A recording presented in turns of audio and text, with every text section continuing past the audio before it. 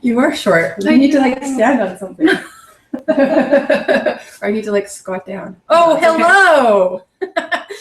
Hi, I'm Tara. And I'm Luz. And we're excited to have our very first Simple Electronics Q&A session. Yeah, welcome. Yay. All right.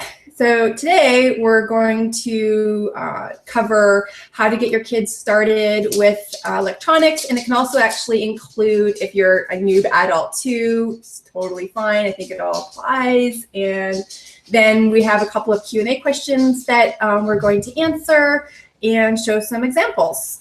So Luz, we wanted to first talk about how to start a project with a kid with circuits and so forth. Yeah, in my experience, I think getting the kids started making something, not explaining to them what the theories are, or trying to get them to spew out technical or science concepts is the way to go.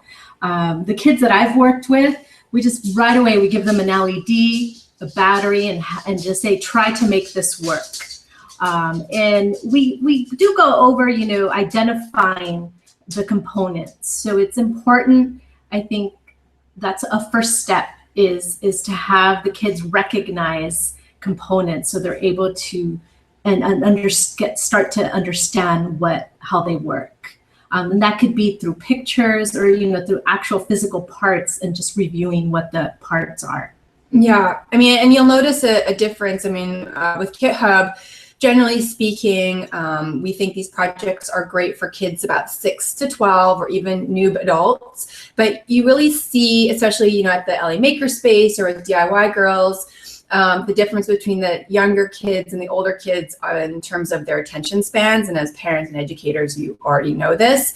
But in all cases, I feel like getting the kids working on a project as soon as you can without giving them a huge lecture ahead of time is really great. Getting stuff in their hands, getting them, investigating things, thinking about how to use different parts it's fun. It's fun for us too, and you experience new things. Yeah, definitely. Like the kids right away want to get started, and I think that motivates them to want to learn how things work, and they start to ask questions. Yeah. We were watching an unboxing video by Thomas earlier today, who's one of our very first subscribers. And something I noticed right away was that he didn't know what the components were. And so we thought, oh, it's really important to have not only a list of materials, but a photo next to each one of those items so that they know what it's called and then how to identify that. And then that's also part of a really great conversation that you can have. Mm-hmm. And don't worry, I would suggest don't worry that they're not doing it right? It's okay. I think kids learn from, trial and error and they're not really mistakes, right? So have a few extra components, in case if they want to try, powering an LED with a battery that's like 9 volts. It's not going to blow up. Yeah, right? They're not going to get shocked. Nothing is going to happen. They're not going to burn anything down with these low power electronics. A lot of parents ask me that, they worry about their daughters getting electrocuted, like they say, or shocked, and it doesn't happen. Just don't worry about that. But what are some good safety tips? Yeah, of course there are. I wouldn't say just give them a soldering iron and let them go at it, right? I think just the most that's ever happened with the kids that I work with is they get poked by a wire. Mm-hmm. Which requires a Band-Aid. And so it's not anything that, they're burning down your house or anything like that. I think also I feel at the Makerspace, it was really the soldering irons because, they're really hot and the kids get excited and they don't pick the soldering iron up by the correct end, the handle. And we're not getting into soldering right away with the KitHub projects. We're trying to provide projects that you can do at home, and we recognize not everybody has a soldering iron, but we'll definitely provide different activities that you can do if you do happen to have a soldering iron. You want to introduce that to your kids pretty soon. Maybe in the next couple months or something. I guess the other stuff would just be, it was really like woodworking would be the other piece around the activities where, you have to involve more safety items like goggles and that sort of thing. And then I guess, I don't know, what else? I guess just like using some of the tools that are sharp, you know, obviously definitely. Being careful with screwdrivers and pliers and that sort of thing. But I mean, I think that's all really just common sense, right? But just, it's good to review with your kids, you know, how to use, what the proper use of those tools are. If you let them use them, anything sharp, to be careful. But you should be with them while they're using them, you know, so it could be supervised. And as they get more comfortable using these tools, then they're able to use them on their own. Yeah. And we have a safety page on kithub.cc, and we'll continue to add to that. And if you have some good safety tips, please feel free to send those to us, and we'll be happy to add those as well. Oh, and so the next thing I want to talk about is really interest-driven learning. I know we get a lot of questions about how to introduce girls to DIY and making, and I think that both Luz and I would agree that it comes down to their interests. There's pretty much like anything that, you know, somebody's into that they can incorporate electronics into it. I made a spaceship for my NASA Barbie, which you can find on our YouTube page. It's KitHub TV is our username. And, you know, that's kind of fun, right? I mean, and there's tons of other things. I think the wearables, the e-textiles is a really great way to introduce girls to it. But, you know, girls are into all sorts of things. Maybe they want to bling out their bike. You know, maybe they're already into a certain project and they want to incorporate something into it. I notice on Pinterest, people really like making tissue flowers, like all sorts of different cool types of flowers out of tissue.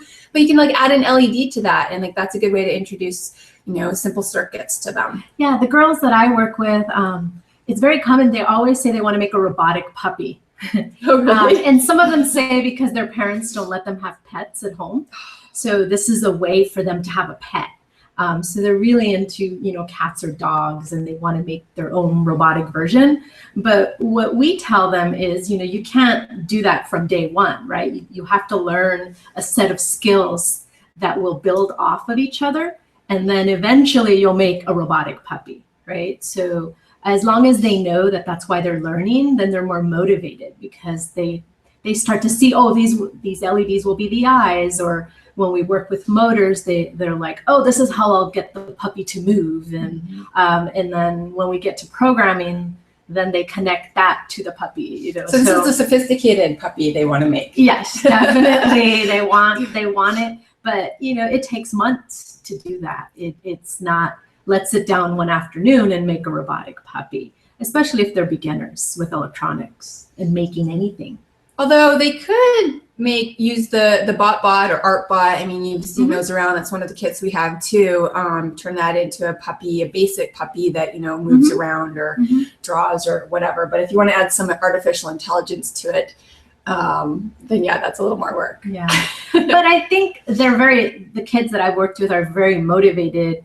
A lot of parents and teachers have asked me, aren't you afraid that they're going to get frustrated and just want to quit? That's a question I get, especially from educators. They want everything to be easy for the kid so that they will not quit. And that hasn't been my experience. You know, I've worked with 300 girls now and as part of DIY Girls. And they do get frustrated, but they come back and they try again. And I think it's important to set up that type of environment in your home or in your classroom. That don't worry about them getting too frustrated over something. I remind them this is, engineers get frustrated. You know, it takes years to build something. It's not a 1-2 hour session or a classroom period that you can make something in. So I would just suggest, you know, letting them go at their own pace is important, and just have them continue with a project. I think it's also good though to have some wins for them, meaning that if you know, take a project apart and they feel like they have success in getting something to work, like getting an LED to light up, getting that motor to run, like that's very thrilling, especially if it's the first time.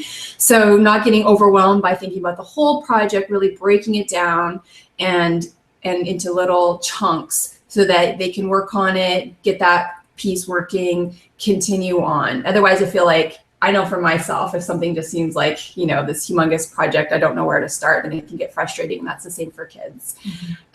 So, okay, that's good. Anything else you want to say about that?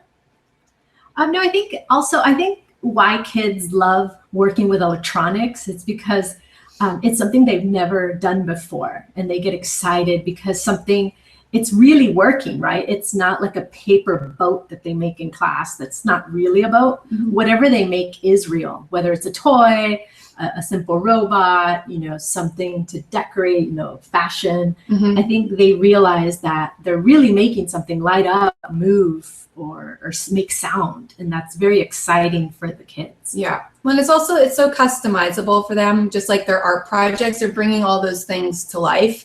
So, I mean, I think that transition from, say, arts and crafts when they're younger kids and they're making their drawings and so forth, and then transitioning that to something that they can sort of, I mean, my kid thinks about it as always robots, or making it alive is really exciting. I think that's also why we really like the paper circuits projects that we're working on right now, because it's such a great way to introduce kids, you know, and that transition from just that sort of basic arts and stuff to something that's more interactive. Yeah, you know, speaking of paper circuits, that's the project that we always start off with in DIY Girls on day one. And the reason we do that is because it's something that the girls already know how to do. So you're not completely overwhelming them on day one on their first introduction to electronics. So we do like a pop-up LED card, an electronic card. It's basically construction paper. They draw something, they make something pop up, and then in the end, they build some circuits in there with simple copper tape and LEDs and batteries. And so half of the project they were able to do on their own. So, and you know, you don't need a lot of step-by-step instructions for that. They're able to be creative, and they already know how to do something. They're just learning how to put the circuit in the card to make it like an electronic card. And it's actually fun for any age. I personally like to do it myself. So why don't we show some stuff, and then also answer some of the Q&A questions that have come in. I kind of want you to show the, yeah, there you go, the little critter. See, and maybe put them up closer to the camera. There you go. So I made this critter. It's from an egg carton, and it has 2 LEDs as eyes. And I just put some pipe cleaners for the body. I'm trying to get it to stand up. You know, something you can put on your desk. It's just a fun, easy first project. Most of these materials you already have at home and cost nothing, or you're recycling, like in the case of the egg carton. And it's powered, there are 2 LEDs that are powered by 1 coin battery. And I don't know if you can see it. I have it taped up with electrical tape. And so these LEDs are both powered by 1 3-volt coin battery. And I know that was one of the questions that we received was, can I use 1 battery to power 2 LEDs? And in this case, I mean, of course, the answer is yes. This 1 coin battery is powering 2 LEDs, and they're both connected. They're connected in parallel, which means both of the positive sides of the LEDs are connected to the positive side of the battery, and both of the negative leads of the LED are connected to the negative side of the battery. You're out of the camera view. I was moving your arm up. Slowly your arm was moving down. Sorry. Yeah, I'm short, so I can't reach. It's okay, we'll get you a stool. Yeah, if you go over to kithub.cc, you'll see in the nav there's a learn menu item, and in there we have some resources, including a post we wrote about LEDs and talking about the different power that LEDs need. And then we have another simple circuits how-to that explains about parallel and different types of circuits that you can set up, which I think is really important for the paper circuits projects that we're working on right now. And it's a good way to understand all that stuff.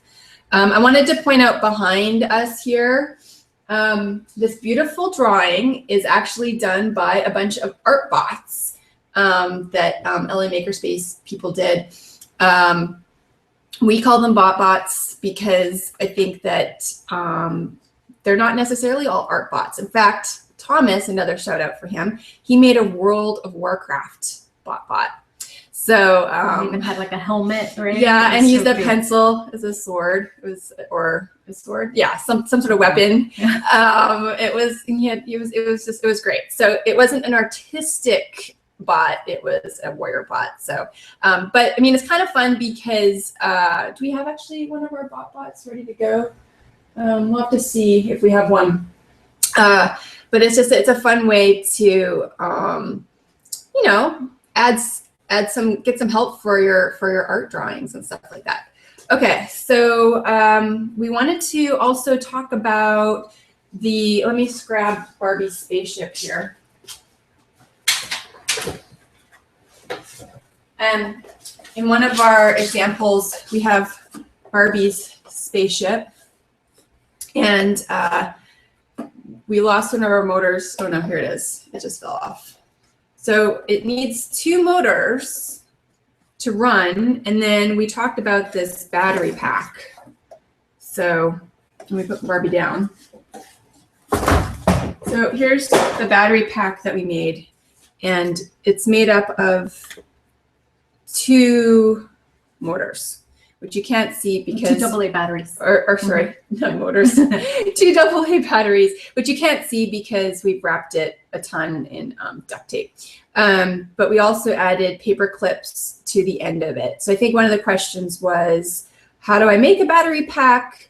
And so should we unwrap? Maybe we'll get 2 more batteries if you want to hold and talk about that. You can so these are 2 AA batteries that are in series, and what that means is that the negative side of one connects to the other side, and then they add up. I think it's this. Oh yeah, that's right. The positive goes to the negative. Sorry. There you go. And so each of these AA batteries is 1.5 volts, and so when we put them in series, when you line them up like that, you add up the voltages. So that becomes 1.5 plus 1.5, it's equal to 3, 3 volts. So now, and we put these paper clips as contacts here, we tape them. And so now the power, the voltage across these 2 batteries is equal to 3 volts, right? Because we just added them up.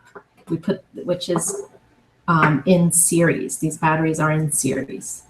So if we added another 1.5 volt battery, that would be 4.5 volts. So you could keep going. How many can you add?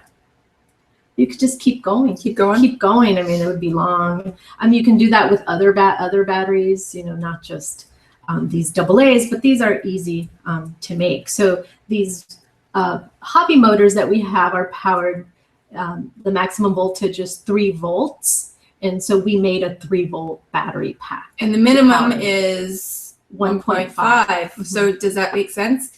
One of these AA's is 1.5. So if you made a bot, you just needed to have 1 battery and 1 motor, right? But when we were powering with 2 motors, which we made the battery pack for it, right? So we could run them together. I guess we could have had them separate, right? Run each motor off 1 battery, single, but we chose to make a pack.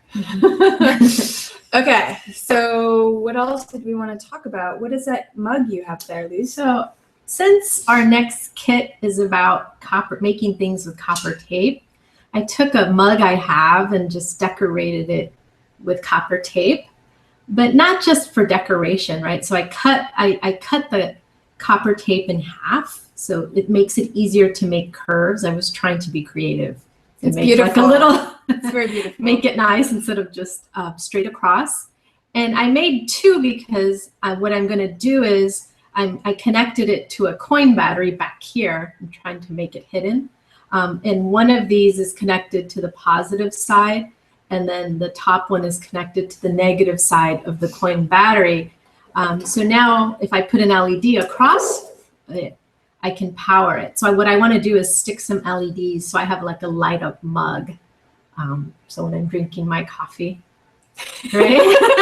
Who doesn't want their mug to be lit up I don't know. in the dark? I just liked it. You know, I thought pretty. this I was know, I like like a it. boring black cup, and now I'm just kind of blinging it out, right? I like with some it. LEDs. No, and, I'm impressed. I think I may use these like small surface mount LEDs, and you probably can't see.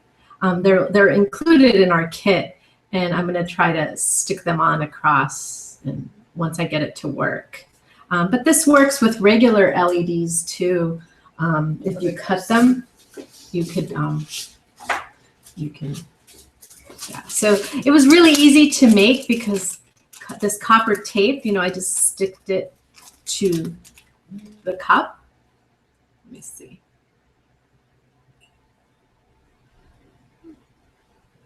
Is it going to work? Yeah, it lights up. That might be the purple one that you can't see very well. There you go. Yay! And so once I get this, I'll probably either cut some of these down and just tape them across, put the positive side here and then the negative side of the LED there. And then I'll probably put maybe 2 or if I can, 3 LEDs there. It's going to look fantastic. Yeah, I love it. Oh, you know, I thought we should talk about the LEDs because I know especially with little kids and little hands, they can be kind of pokey when you're working with these. So if you do have some needle nose pliers at home, that's a good way to twist them around things that you want to twist with. When we're doing a lot of projects, you want to lay them flat, see on paper and stuff, we just spread the leads apart like this and flatten them out. That helps a lot. But if you need to twist them around with with the pipe cleaner circuits that we have as an example on the site, it helps a lot with those pliers. So you could help the kids with that, or if they're old enough, they could definitely do that themselves. Mm-hmm. Anything? Oh, you know, the positive and the negative. Yeah. The important part, like when you start bending these, is to remember or to somehow mark on your project which lead is the positive, you know, because when you start to curl them and bend them, you can't really tell which side of the LED, which lead is longer, right? So whenever you start to do that, if there's a way, if you're doing this on paper, you know, I always have the kids mark a plus sign on that. So that way they don't have to memorize it, and then they remember because they're, you know, it only works, the LED only works if you connect it the right way. Yeah. There's only one way to connect the LED to a battery.